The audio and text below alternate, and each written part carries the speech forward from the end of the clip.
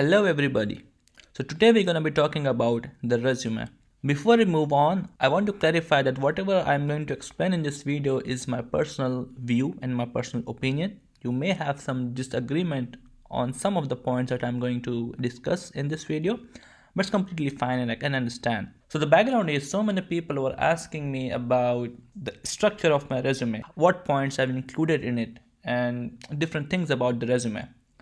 So I thought of creating a video because I can understand and there are some people who are fresh out of college and they're looking for a job and they need some references about a resume. So let's get started without wasting much of our time. So I've created a slide where I have explained 5 steps of creating an impactful resume. So let's go one by one, and at the end of this video I'll also share my resume. I'll just display the sections that I've included in it, and actually I created a single page resume. So let's move on and have some points about it. So first of all, this is a very important point because most of the people don't know that recruiters mostly look at your resume for as little as 6 seconds. And if you're able to successfully make a powerful impact, then there are chances that you will get a call from the recruiter. If your resume is not good enough, then I'm sorry, you won't get a call from them. So that's why it's very important point to make a lasting impression on the recruiters through your resume. So let's get started and check the first point, which is quite clear. Make it easier and faster to read. Just remember that you only have 6 seconds to make an impact. So make it easier, make it nicer, and make it faster to read. So the thing is, don't include so much points and don't include long paragraphs because recruiters are definitely not interested in it. Make it in a bullet points. Just mention the key things from your experiences and your knowledge and whatever you know about some of the technology you are coming from, or one of the some of the field that you're coming from. So just make it clear. That's the first point. Secondly, always lead your resume with your strengths. So what do I mean by that? You must start with a profile section, which is quite obvious, and you should highlight your strengths and experiences. So also I'll suggest to make a bullet list out of your strengths, whatever you have, and just make it crystal clear for the recruiters to read. They don't want to spend much time because they have so many resumes to scan and they don't want to read all those paragraphs about your strengths. And please don't include those strengths which is not relevant for the job you're applying for. The third point is you should always focus on your work accomplishments, not the job duties. What do I mean by that?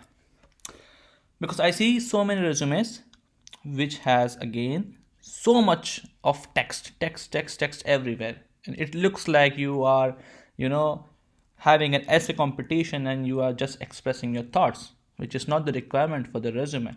You should specifically mention your accomplishments, okay? Because recruiters, they always look for a person who is going to be an asset for their company. So this is a golden opportunity for you to sell yourself and just express beautifully to the recruiters.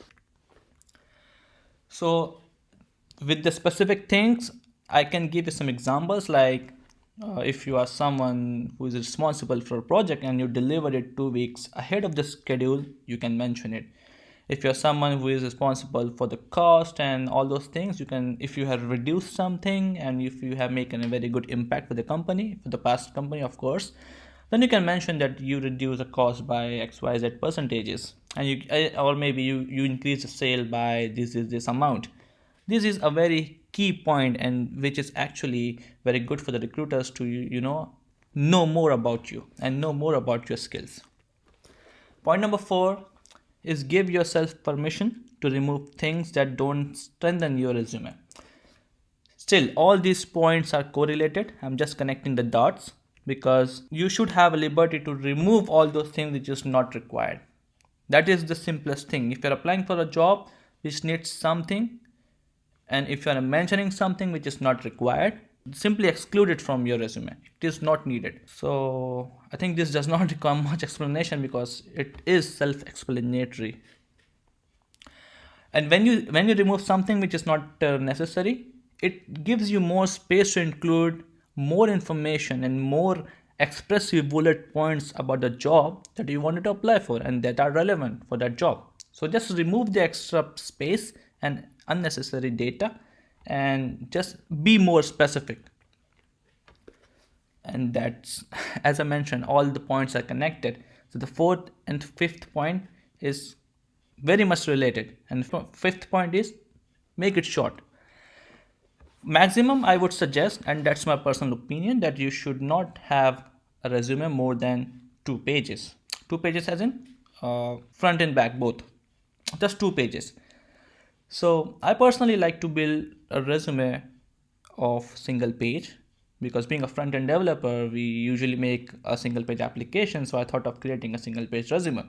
Although it's quite old and it's not so fancy anymore, but still I see very few people are actually using it. So I prefer single page resume, that's it. So now we discuss all 5 points. If you are really interested, I can share my resume with you. Are you ready? Of course you are. So let's check my resume. And of course, this is my personal structure. It is not the well industry standards. So you may differ and you may disagree with some of the points.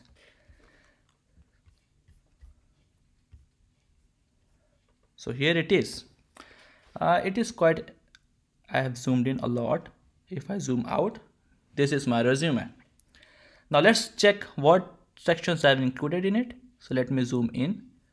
So this is the header part where I have my name, my designation, these numbers. Of course, they are not real numbers, so don't try to call on them, please. And here I have my public existence. This is my GitHub profile. This is my resume website. This is my LinkedIn. And this is my YouTube, the channel on which you are watching this video.